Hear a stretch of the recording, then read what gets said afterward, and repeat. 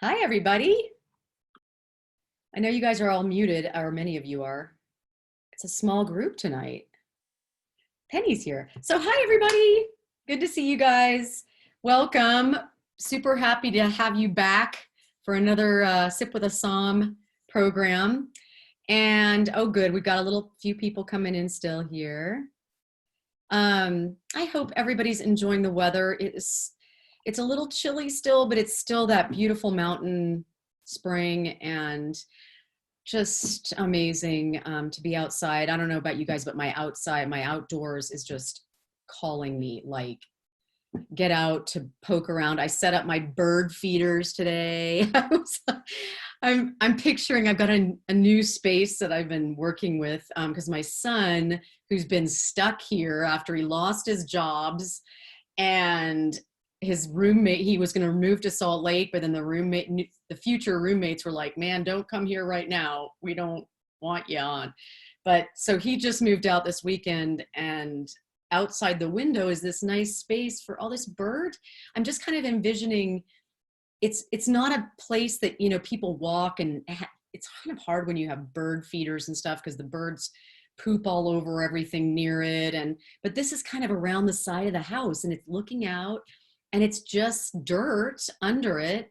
But I'm kind of thinking, oh, a bird bath might look good, because then you look right out and it would be very nice to see little birds floating around out there. So I'm excited to maybe get that going. So I will let people in as they come. Let me see. Penny is here. Let me introduce Penny for you guys. You haven't seen her in a couple weeks. Penny, you want to say hello? Hi, everybody. I think I recognize everyone on the call, but good to see everybody again. She is going to be, as you guys know, our TA today. So we are going to have the same format that we've had, which will be about, some of the time talking about generalities, other times these two wines that we have to taste. And Penny will be managing the chat room. You may notice already there is a link in the chat room that Penny put up, because our last, and it's just, I don't know what we're doing with Sip with a Somm. I think at this point, Fox School of Wine is probably not going to be happening live this summer because of the strict group guidelines. So I'll be sending an email out to everybody about that when I've settled on exactly the decision and how that looks. But our last Sip with a Somm program is the 31st. Let me look at my calendar. Yeah, the 31st. And unfortunately, Zoom is upgrading their platform to 5.0. So you will be, if you don't do the upgrade before the 30th, it happens, I think, on the 30th, you will be asked to upgrade the next time you come on. So you might be delayed getting into the class if you don't upgrade before the class. So Penny's got the link in the chat, and then we'll also add it again in a little bit just to remind you, so you guys can get upgraded to that. I am so excited for the class today. I love Pinot Noir. It is truly just, it's one of these miracle grapes that is, it's got my name written all over it every time, all the time. It's really ridiculous. So I love it. So we're going to talk about a couple different versions of Pinot, as you can see in your glasses. But first, I wanted to start with how to properly open a bottle of still table wine. So we are going to start with that. So I have, and I'll show you, okay, I'll share my screen for a second here. I will show you what I have in my hand here. So this is the type of, come on. This is the type of opener I'm going to be using. This is a $25 opener. You do not need to spend that much. You will see extremely high quality. I'm using one by Gitco. It's Gitko, Gitco. And I think these are, I mean, really, honestly, I think they're like $8 each. And they are so solid, and they are beautiful because they've got wooden handles and such. So, but this is what they look like. And the key parts are you have this foil cutter here that you want to make sure you have on your wine key. And then you have, this is the, come on, screw part of the wine key. And then this over here is very important, and I'll show you mine in a second here. This is a double hinged. So you have a hinge here. Oh, shoot, just a sec, sorry. You have a hinge here. This is a leverage point. Oh, excuse me. You have a leverage point here, and you have a leverage point actually here. These are the two leverage points. And what this does is it prevents your cork from getting bent super badly in the process of opening the cork. So that is and this is mine. Oh, we have someone that needs to get in. It looks like, sorry to interrupt you. But No worries. Something just came through in the chat that Stephanie is waiting, I think. Yeah, okay, thank you. There we go. Okay, so this is mine. And as you can see, it looks very much like that image. So this is the foil cutter there. And then this is a nice wooden handle. Here's the screw part of it. And then you'll see here's my, it's got a double hinge. Can you see that moving there? It's kind of hard, but it's a double hinge. So you get to use this first hinge here as you're opening, and then you get to use the second hinge that helps you, again, not pull the cork in some bad way. So let me stand up because this is too hard to do sitting down.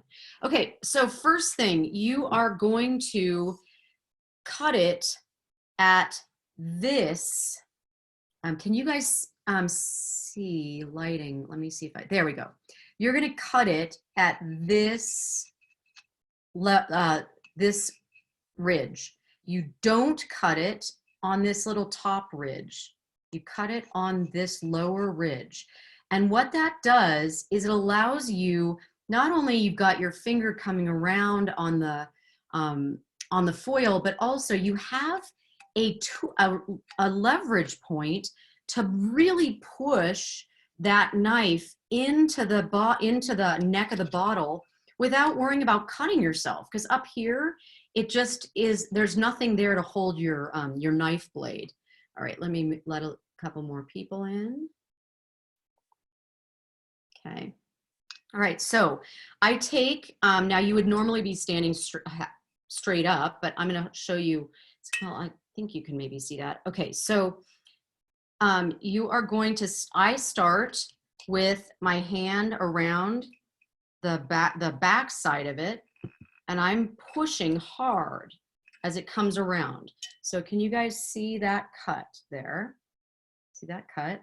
So I've done this way around, and then I come around the back. Now this is proper sommelier service because you're trying not to move the bottle in a circle as you're doing it. You don't have to do it this way, but anyway, this is the proper service. So you go to the front. Some people have big enough arms, they can go all the way around in one swipe, but I don't. Then I come around the back and I use the back side with the knife to make sure that the cut is up at that neck and thorough. So you can see it's all the way around the ridge there. Then I take my knife and I, almost like peeling an orange, you know, you kind of get something started. So you get it started, and you get it started down at right about where the cut is. And then you are going, so if you've done a good job, this cut is really the most important part of taking the foil off. If it's not done, if it's not fully cut, you're gonna have a hard time getting that off. So you just pull it sometimes they can be really tight, or some of the wine has leaked out and you end up with kind of peeling it off in pieces, which really is a bummer. So there it goes. Actually, it came off. There it goes. It came off in one piece. And I would pull the little extra piece off. Then you are going to you close your knife, obviously, you don't want to hurt yourself, and you're going to open the corkscrew. And when so this corkscrew has two ways. You can look at the corkscrew. Let me see. Is this better? Yeah, there we go. Okay, so you can see that if I am now, right now, I am putting my pointer finger the same way that this corkscrew is going. It's pointing away. If I turned it, my pointer finger would get poked if I put it on this corkscrew, okay? So you don't want that corkscrew coming up at you where you might get poked. Not that you would get poked, but that's just a tool to remember. Put the corkscrew so it's going away from you, okay? Can you see that? Can you guys see that? I don't know if you can see that. Okay, but anyway, so now you're gonna take this, and my finger's right here, literally right almost at the end of the cork. Oops, just a second, let me let more people in. There we go. Okay, and so I take this and I literally put the point right into the cork with my finger in the right place, and then I just start screwing. And it generally, you don't have to worry that much about it because it kind of straightens itself out as it goes in. And you go almost all the way, about that far. Now here's where the cool double hinged part comes. So when you have double hinged, look, I can push this in and I can use the first lever to start pulling the cork out. Then after I've gotten it maybe halfway-ish, I can move it up to here and I can pull it out. And then if you're doing proper service, you would kind of pull it out like that. So that is the proper way to open a wine bottle. Penny, do we have any questions that have popped up? Nope. Okay. Nothing yet. Nothing yet.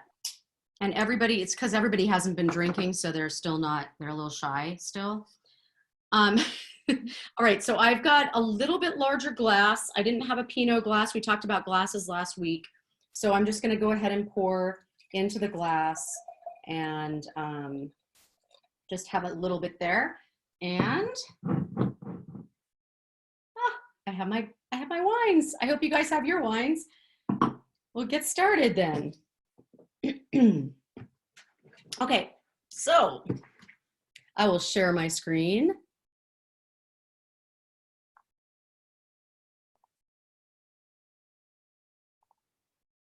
All right, we just did that. Fun. All right, we're looking at Oregon, and we did a little bit about Oregon versus Washington last time. It's kind of fun to look someplace a little closer than we started with in the program. And we compared Oregon to Washington last time. We're gonna focus obviously this time on the state of Oregon. And this is a relatively new region as wine regions go. Really the 60s and 70s of 1960, 1970 was when this started coming into its own or being tried out. And oh man, okay, just a sec. Okay, there we go. And today both wines are from the Willamette Valley AVA. That is this whole big thing here. Okay, and this is, aside from Columbia Valley, the Columbia Valley is more known out of the Washington. The Columbia Valley AVA shares here. It actually goes into Washington. And when you see a Columbia Valley wine, it is most likely from the Washington side of the AVA, but there still are wines produced here. Same with this Walla Walla AVA there. But Willamette is definitely by far their most famous area to grow wines in Oregon. And in Willamette, this is the whole that what you just saw. We are going to start with a wine, the rosé wine from Dundee Hills. And Dundee Hills is this small little area here, kind of a nice rose, dark, dusty rose color there. And you can see it's such an interesting, if you've, with Salem here and Portland here, this is the area. This is not a large section of the world. I think it's somewhere in the neighborhood of 35 miles. But I hope that's right. Well, you look at that up, Penny. I remember reading about the wineries being 35 miles from Portland, but maybe I don't know what Salem is from Portland. Thanks for looking that up. So anyway, this is where we're going to look. This is where it's grown today, the one that we're going to be trying. So go ahead and get your Erath Pinot Noir, and let's have a little sip of that. And remember, there are 5 S's associated with the tasting of a Pinot Noir or tasting of wine. So the first S is sight. So we're going to take this and look through it at a white piece of paper. Or if you don't have a white piece of paper, try to get used to looking at your hand through it. So you can kind of have some kind of benchmark. Some people use their watch face. I have an iWatch now, so it doesn't really help me. But some people have a nice white face on their watch, and so they can use that. So I am seeing just a gorgeous salmon color here, pinky salmon. And it's just beautiful. And we're going to talk about color here a lot in a minute. So that's what I'm seeing. So then our second S is swirl. So we're going to take this and really swirl it up in the glass. And then our third S is scent or sniff. Oh. Just such what I love about this wine is there's no mistaking that this is a beautiful, some rosés don't have a lot of aroma to them. This one's got that great aroma that we're looking for, that we're like, this is wine. Okay, so that's our S, our third S, our fourth S. Let's take a sip.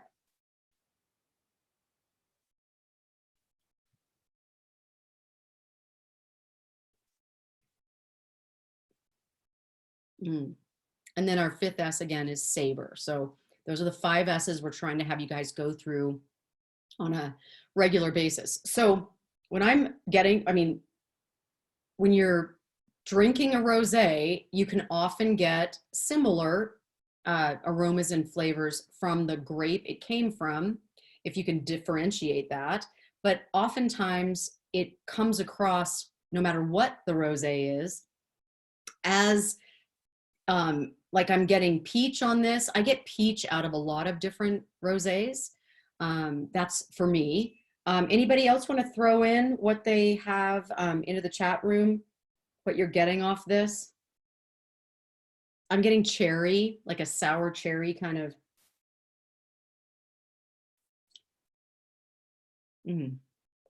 Mine's a little warm too.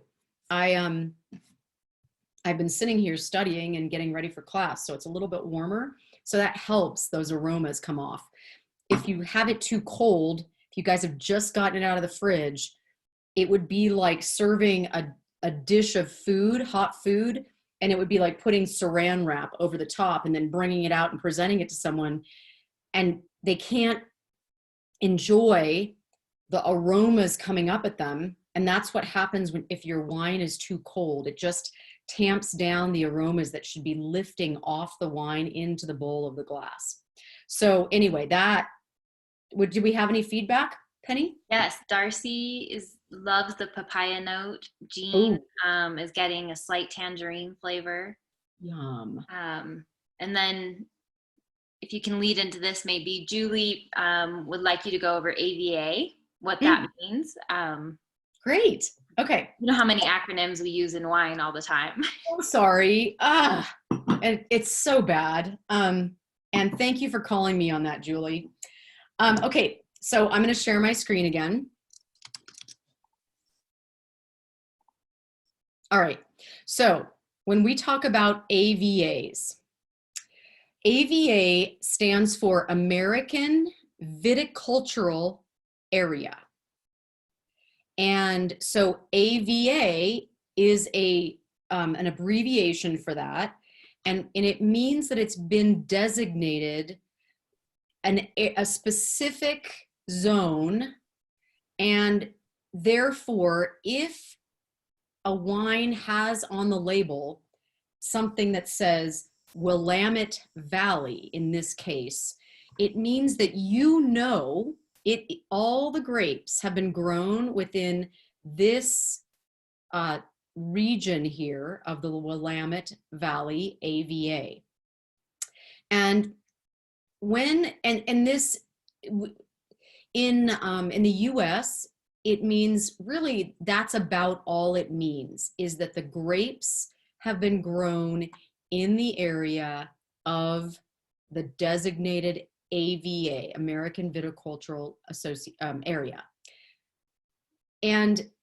But in, say, if you talked about, now you wouldn't be talking about an AVA if you talked about Europe, because this is American, obviously, but if you talked about an area that's designated, which we call an appellation, that just means an appellation is any area in the world that that grows grapes. So an appellation in France, if they've designated the area, if they've said it is, well, let's take Burgundy since we're talking about Pinot. So they will say, okay, Burgundy is this area here. Let's just pretend this is a map of France and this is Burgundy. But not only will they define the area, they will also define which grapes can grow. They will define how many plants you can plant in your hectare of land. They will tell you how many pounds of grapes you can get from your hectare. They will tell you when you can pick the grapes. They will tell you sugar levels they must be at. All of this control is in many of the European areas. We don't do that. We just define the region. If you decided you wanted to have Willamette Valley AVA on your bottle, and you were growing if you were growing Syrah in this area, nobody would have a problem with that in the United States. If you were growing Syrah in Burgundy, you'd get in big trouble. So that is what AVA stands for. Really good question. Okay, so let's talk about, and let me know if I needed to go further into if I didn't answer that.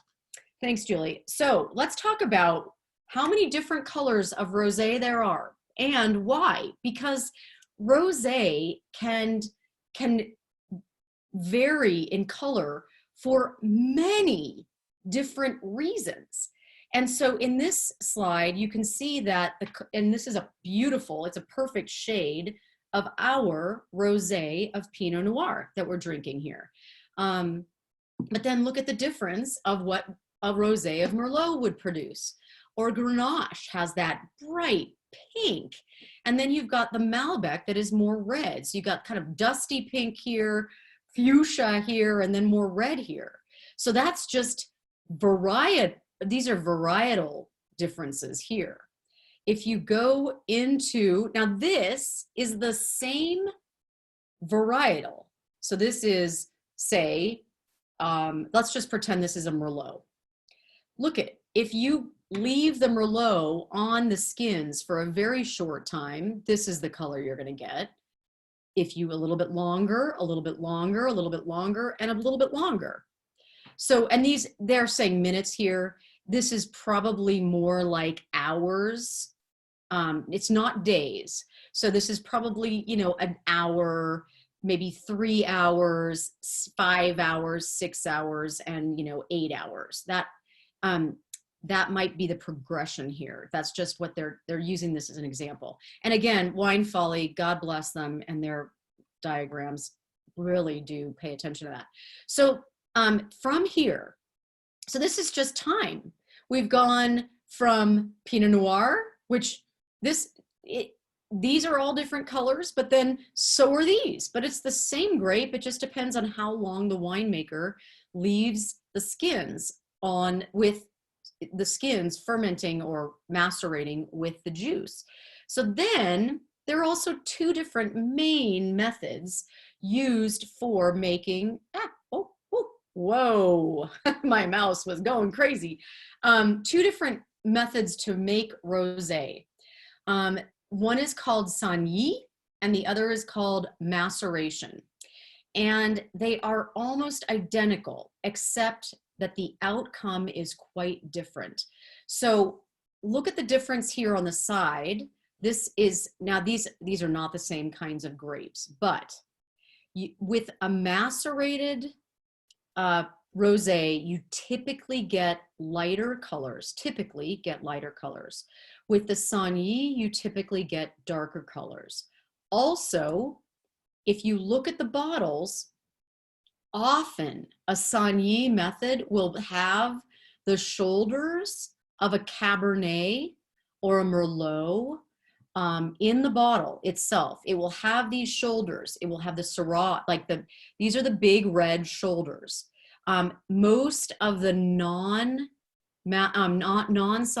method, they have the sloped shoulders of a Pinot Noir, a Chardonnay, the Burgundy bottle that we talked about last week.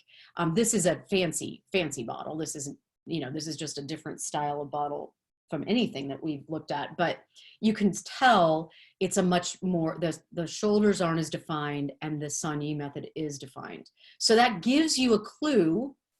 It's a clue because the winemaker doesn't have to use bottle shape. There's no one going, you broke the rules, you used the wrong bottle shape, but they do tend to use the broader shoulders, more, I would call them more masculine shoulders for the Sniff, and the more feminine shoulders for the maceration. Now let's see what that means. So I know this is headed up. This title is How Sniff Rosé is Made. That's lovely. Kind of ignore that for a minute because this is actually how both types of rosés are made.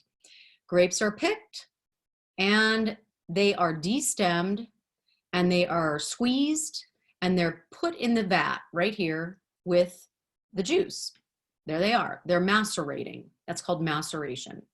And this is how red wines are made as well. We're very familiar, or many of us are very familiar with how red wines are made. So there they are. There's the juice is sitting there. The skins and seeds are in there.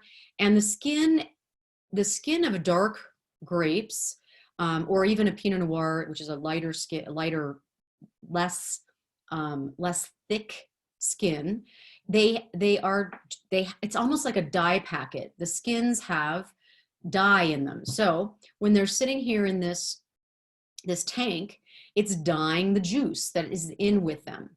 So then the juice, so they take, now here's what happens with maceration. They take the juice off the skins after a short time and they let it ferment. This is maceration. One type of wine is made, rosé wine, right here. This is made. So it's fermented, or it's bled off from and like it's saying here, 2 hours to 2 days. It's a short time and it's fermented and then it's put into the bottles like this. Now, Sniff is the different kind because you have two products at the end of a Sniff method, and it is often used in areas that have red wine and they want to concentrate the juice of their red wine, so they make the rosé. So this is what happens. Same process here, right? They bleed this juice off and they make the rosé like this. Often it's a darker rosé because it's been sitting on these really dark skins for a little bit longer. They're usually a little bit darker than maceration, but they don't have to be because it's the same darn thing at this point. But here's what happens. After this is bled off, they go and they make a red wine with the leftover juice. So in this case, they are not bleeding off all of the, or they're not pulling all of the juice off the skins and the seeds. They're taking maybe 10% off the skins and the seeds, pulling it off, making rosé, so that their red wine that's left over is a beautiful, a little more concentrated wine that they've got two wines. They've got their rosé that was made, and they've got their red. So that is the difference. And you will see, in fact, often, because they do this with only about 10, if you're using the Saignée method in, say, Napa, you don't see a lot of Napa Cabernet rosés on the shelves, because what happens is with them making their Napa Cabernet, they're only pulling about 10% off to make their rosé. And so they'll only sell their Cabernet, their rosé of Cabernet at the winery. It's just not a viable product to get out on the shelves for anything because they just don't have enough volume for it. So when you go at the winery, you get to see these beautiful rosés that they're making, and that is because they're using the Saignée method to concentrate their wine in a red style. So everybody, let's see. Let's stop share. How does everybody feel about, oh, let me let someone in. Any questions, Penny? No? Okay. Nothing yet. Okay, great. All right.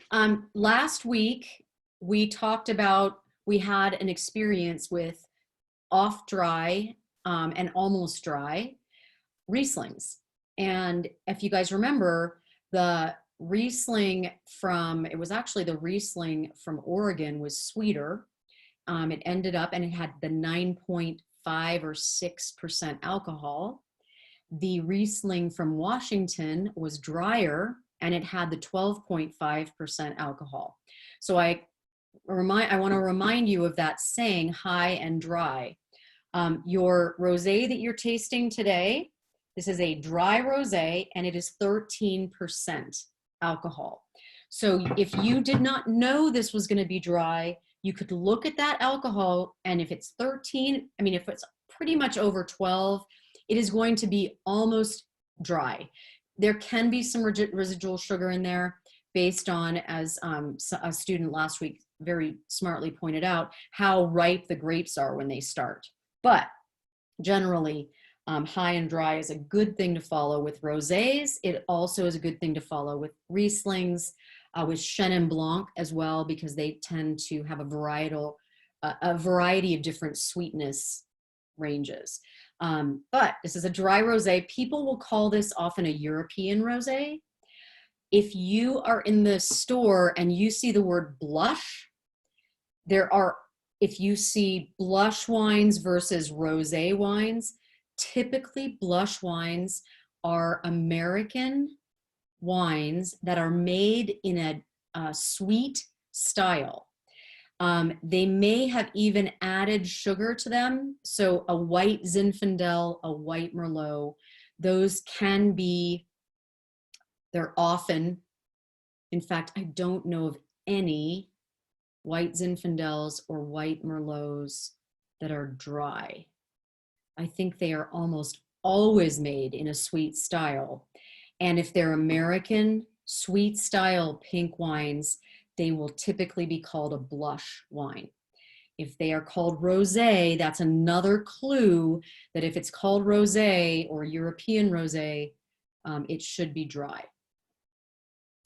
Okay. Let me see if there's anything left on our. You mentioned this one. This one in particular is destemmed. Are most of the rosés destemmed, even if they're doing the Saignée method? Yeah, actually, Prominent had that question. thank you. Good question. All grapes will go through a destemmer at the beginning of the process always. And I'll explain why. If you've accidentally ever bitten into the stem of a grape accidentally, you will know that that is very bitter. There's a ton of tannin in those stems. And so if those stems got into the vat with the juice, it's going to steep the juice in that bitterness, in that tannic experience. Now, some red wines, in an old world style where they're not necessarily using advanced destemmers, or they want to use a little bit of the stem to get a little more of the tannin in it. They'll let some of the stems get in, but they don't really want those. There's a lot of tannin as well in the seeds, and so they just don't want to overdo the tannin. So that's why they will destem everything, and almost every wine that we talk about is destemmed before it goes into the press to press the grapes to get the juice out. So yay. Okay, food wise, I have to admit, you guys, I am just opening. Look this is a bottle of rosé in my house. You can see I literally haven't even gone through just what's in my glass. It's been a week and I've been drinking, I'll tell you, I've been drinking fresquillas. They are fresca with tequila and a lime squeeze over ice, because it's just been one of those weeks that I needed something a little more hearty than just my wine, and I wasn't eating food with the wine, so I just went straight to a cocktail. So it's been a cocktail week, but it's been fun, and it's nice to taste wine again after my fresquillas. So I don't have any experience except for the past with rosés with our recipes. I'd be curious if anybody has done this. I will tell you that my history with rosé is I use rosé honestly, all summer long. It's lighter. It goes with almost everything I'm serving, from a salad to salmon on the grill to even pork chops. If I'm grilling up pork chops and that, a salad with strawberries on it. Oh my gosh, absolutely amazing. Some of those bag salads that are so nice now with all the kale chopped up and everything, and you just get to go back, pour. And there's one that has it's kale. I think it's called kale strawberry walnut or something like that. And it's a bag, and you just dump, rip, and you're done. So anyway, that's what I like a lot. What have other people been seeing that they've enjoyed? So do you want to unmute, or do you want chat? Go ahead, unmute. So I did both the Greek salad and the baked salmon. And so I haven't had the salmon yet. I just put it on my plate to have with the Pinot. And of course, in these times, how you're cooking from your pantry, I had some salted capers, and they're like really good in there. And if anybody does the recipe, the croutons are fabulous. They're a lemony crouton. And so that papaya note that I commented on, yes, I wouldn't have called out papaya, but I was trying to figure out the right way to describe the honey that I was getting on my palate. It wasn't as light as honeysuckle, but it was almost like a slightly diluted honey, and that doesn't sound good, so I didn't want to say that. But when I read the notes and I went, oh, papaya, yeah, it's like that. So that's a really nice note with both the lemony salty croutons, and I didn't have olives available, so I had salted capers. And anyway, so it goes really nicely with the salad. I'm looking at the other, I can't remember what the other was plant baked was beyond me. But that would be fun. And you know, I don't know if that's I think there would be more of a buttery element there that I don't have going on, so I can't say if anybody tried it with something buttery, what that experience would be like. Yeah, well, if anybody did, I know a lot of people have said that as we've been doing these, you're opening them tonight and then you use them throughout the week. So I appreciate, Darcy, that you went deeper earlier, because your perspective on the food and wine combinations is just unparalleled. It's just great. Yeah. So thank you. And the capers, I could see that bite of that salt. This has got that fruity. Now you guys I do get questions a lot. What's the difference between fruity and dry? Because some people call this wine, they would call it sweet, but this wine is vinified, which means vinified, perfectly dry. There is no residual sugar in here.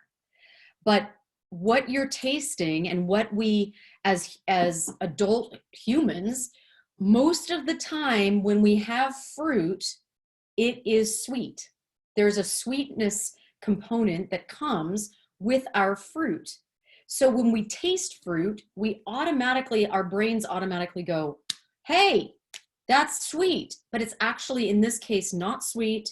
It is a dry wine, but it is very fruity. And that's the same thing that happens with Rieslings, say from Alsace, where you know they're going to be dry.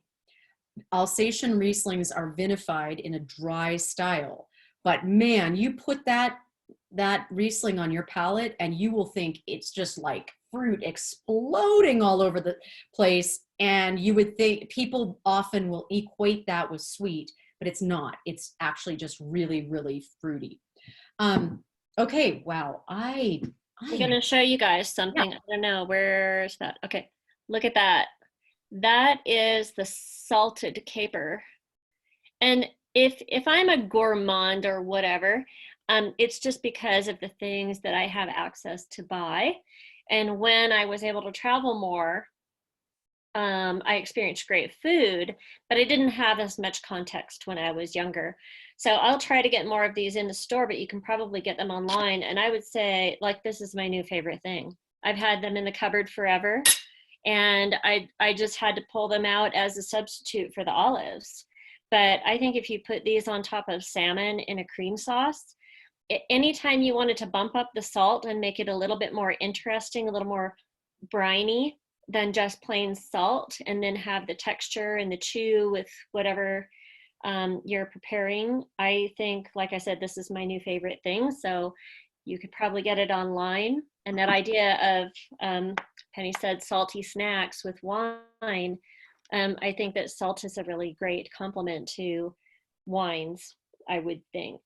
In this case, it certainly is with the salad.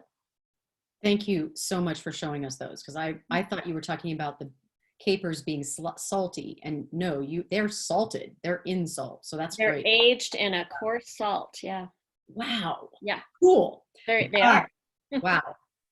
Thank you. Okay, guys. So we're going to move on quickly to the Pinot. So I've got my glass here. So if you've got your other glass, let's take our 5 S's. So we're going to look at it first, and nice color. It looks ruby to me, definitely a ruby.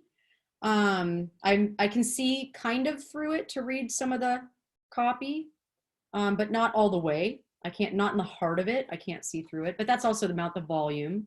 Then a swirl, and then a sniff, smell, scent. Oh, golly.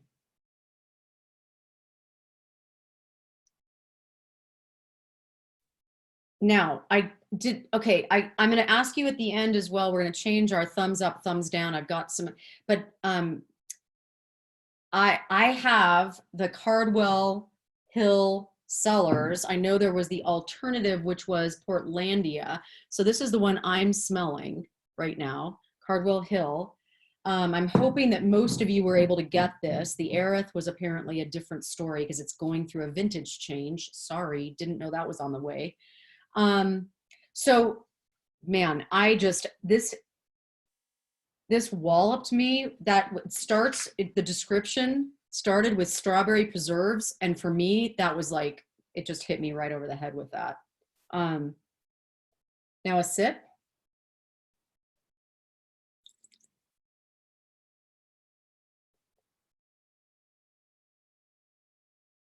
And then the finish.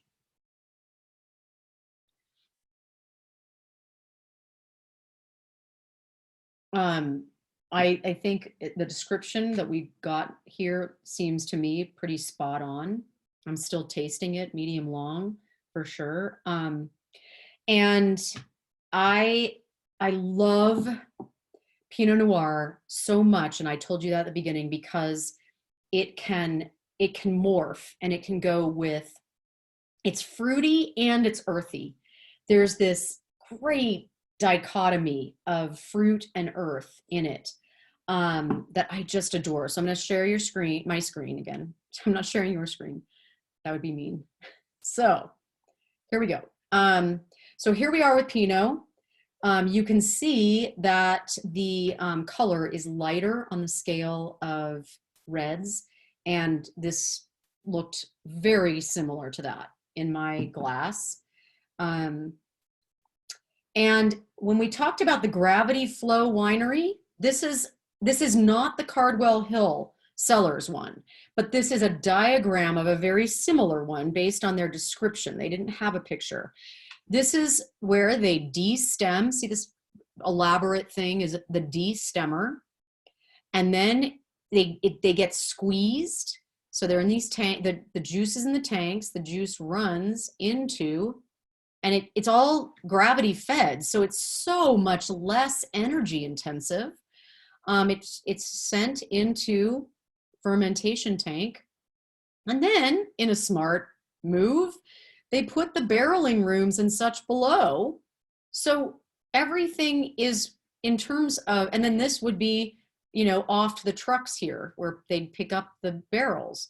Oh, excuse me, off the bottling line. They wouldn't be picking up barrels, off the bottling line.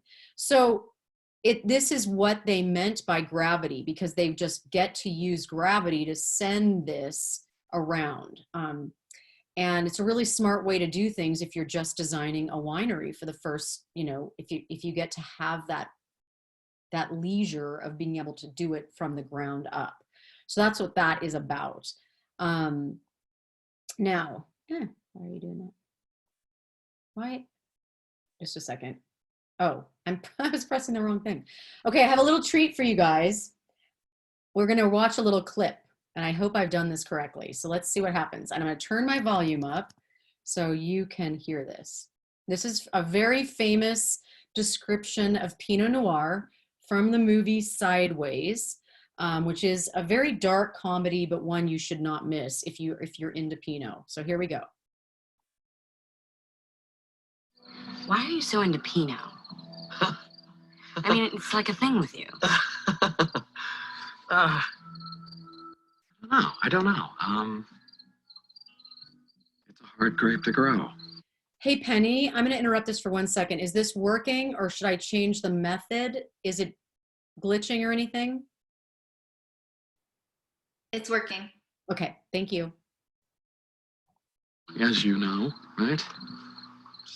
It's thin-skinned, temperamental, ripens early. It's, you know, it's not a survivor like Cabernet, which can just grow anywhere and thrive even when it's neglected. No, Pinot needs constant care and attention. And in fact, it can only grow in these really specific little tucked away corners of the world. And only the most patient and nurturing of growers can do it, really.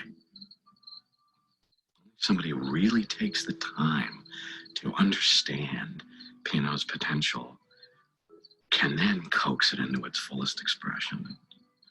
Then, I mean, oh, its flavors, they're just the most haunting and brilliant and thrilling and subtle and ancient on the planet.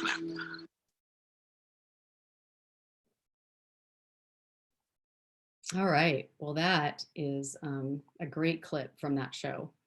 And do watch it if you've never seen it. It's a great show, and it's funny in a very dark, kind of sad humor, but it changed the entire industry. The sales from, because Miles, that's the character you just saw, because Miles does not like Merlot. It actually was such a cult movie, and the people that watched it were such buyers of wine.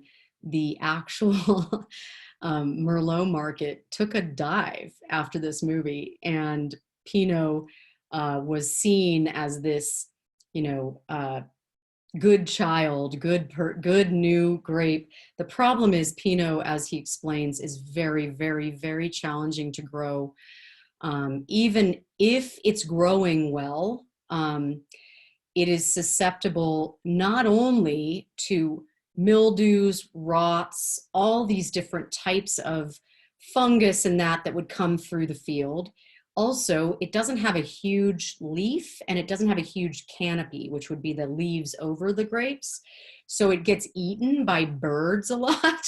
If they've avoided the mildew, avoided all the rots and the plagues and that kind of thing, if the birds haven't gotten it, then they get these little thin-skinned grapes into the winemaking area, and the grapes themselves, the juice of a Pinot Noir has, if I'm correct in this number, all 23 amino acids in it. And what happens is, as they begin the fermentation with all 23 amino acids, I'm not a chemist and I might not be describing this correctly, but with all the 23 amino acids, the fermentation can get out of control very, very, very easily. So to the point where the fermentation, that winemakers no longer in control the fermentation, and it completely ruins the wine. So if you've actually gotten through the fermentation correctly, then you bottle it, and in the bottle, one of the wines that will change the most and can really suck very quickly in the bottle is Pinot Noir. So it's this, as he described, it's this amazing, risky grape to bottle, and that winemaker is dedicated to not only Pinot but wine itself, because to go into the Pinot Noir production is like a constant battle with risk. So it's a very challenging grape to grow, which interestingly, as the Merlot is very easy to grow. It's also extremely friendly. So when this movie came out, it was shortly after, this came out, I think, in the 90s. 80s were just Merlot, Americans were Merlot crazy, and it grows well, it's easy to drink. And so what happened was a lot of cheap Merlot got into the market, and this is where that comment and his disgust with Merlot came from, was these awful Merlots that were on the market. But the problem with Pinot, as you've just heard, is you can't just plant Pinot and have it grow. So what happened was, as the taste moved into Pinot based on this movie, there weren't as many winemakers that could pull the Cabernet plants out and plant Merlot, and it would be fine. It was Pinots got onto the market, and you might be seeing them that weren't necessarily as they should be, and didn't do as well. So, any questions, Penny? Yes. So earlier, Mark and Monica asked about whole cluster Pinot Noir, like what's the advantage? And then Janice is thinking her bottle might be corked. If you want to talk about that a little bit. Bummer. Sorry, bummer, Janice. Okay, let's talk about corked first. It is, there are a variety of different reasons. Now, there are a variety of different ways to call wine tainted. It can be tainted in a variety of different ways. It can be oxidized, which means it's gotten too much oxygen to it through the cork or before it was bottled. There can be sulfur compounds that blow off and so you smell kind of rotten eggs when you open the wine, but then usually it blows off. And then there's THC. No, that's pot. TCA. Like, that's not the right initials. TCA, and I'm not going to be able to give you what it stands for because I can never remember it. Do you know it, Penny, offhand? No. Okay. It's this long and it's chemical. It's Yeah. TCA. And so when you say corked defines how the tainting is. So tainting can be oxidized, tainting can be sulfur, tainting, and so it's many things, but corked means that the TCA compound in the cork got into the wine and tainted the wine, which usually means it smells like old wet newspapers or your grandmother's basement or mildew, that kind of thing. Is that what it smells like, Janice? You can unmute yourself and tell us what it smells like, if you don't mind. We'd love to hear. Like I said, I think it's approaching that. It doesn't sound so redolent of the characteristics that you were talking about. So it just seems to be clamped down the flavor, and you know, it is 6 years old. It is having some bricky color, and it just doesn't sing like I want it to sing. That's such a great description, Janice, because one of the first things that will happen is the fruit and such will get tamped down in a wine that is slowly going bad. And so there have been times where someone at a table, and it also depends on your own ability to pick up the TCA taint, which varies by person, just like our taste buds vary by person. And so I've had wine where I personally have that exact experience that you just described, where the fruit is tamped down and it just kind of sitting there in the glass, and it's not what I expect. And that was just a beautiful description. And then the person with me drinking the wine does this. So I'm just going, tasting it, kind of boring wine. I don't know if I'd ever buy this again. That's my kind of experience. The person I'm with goes like this. Oh, that's bad. Oh, I don't want to, oh. So we have different abilities to perceive the TCA taint. And I mean, there are some bottles that go bad and my nose gets to it and I'm like, oh my gosh. I mean, you can even smell it like 12 inches away. But with my low taste, I'm a low taster, which means I just don't have, I guess my olfactory is still pretty normal, but my taste buds are not. So if I can't pick up the TCA taint and I'm tasting it, it just tastes boring and flat. Another description is flat. So I'm sorry about that. In regards, and what was the other question, Penny? There was something else. So I hope I answered your question. Whole cluster Pinot. Oh yeah, whole cluster Pinot. Okay, so what they do with whole cluster is they take the cluster and they put it in the ferment. Now with remember they still have some of those grape, come on, what's the things that can, gosh. Stems. Stems, thank you. Thank you. So they have the stem still, but they take the whole cluster and they lower it into the tank. And then what happens is, and they put the clusters on top of each other. And what happens is the pressure from these clusters, eventually there'll be a lot of weight in at the bottom.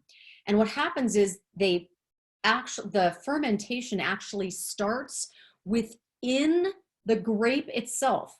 Before they've squished the grape, side, the little grape. And what this does, except you've got the stems in there at the same time, but generally whole cluster decreases the time it takes to make the wine, and also the tannin that will be extracted from the press. So what happens is all those little grapes in there that are fermenting, the pressure starts to split the grapes, the juice runs out, and it's not pressed. It's like it runs out of the grapes, and it ends up decreasing the tannin in the wine. You'll see this whole cluster fermentation is often done with Gamay grapes. They want to decrease the tannin. Also, interestingly, it's done in Spain, where I was, with big Tempranillo grapes, when they don't want to have a lot of that tannin from the skin and the seeds and the stems. They'll do whole cluster, which it's still high tannin, because Tempranillo is a pretty big grape in terms of the tannin, but whole cluster allows it to escape without a lot of those tannins coming through in the wine. So that's why they use whole cluster. All right, we're at our 6 o'clock mark. Anything else, Penny, that I need to cover before I do the voting and I give you guys that? No. Okay, so Penny, I'm gonna need your help. So what we're gonna do, you guys, is I don't know, remember we've gone through this whole, I don't know if you've got the designated wine that I'm calling out or not, if you've got the substitute wine. So what we're gonna do is I'm gonna ask you, would you give this a thumbs up? And we're gonna have either thumbs up if you buy the wine again, and this is gonna be our prescribed wines, I'll remind you of that. So thumbs up, yes, thumbs down, I won't buy this wine again. But if you don't have that wine, just give me a flat hand, okay? In your screen. Thumbs up, you'd buy it again. Thumbs down, you wouldn't buy it again. This means I don't have that wine, okay? So Penny, we're gonna go into this. So we're gonna start with the Erath, the Oregon Rosé. So I'm gonna see a show of hands for thumbs up. So let's do a count here.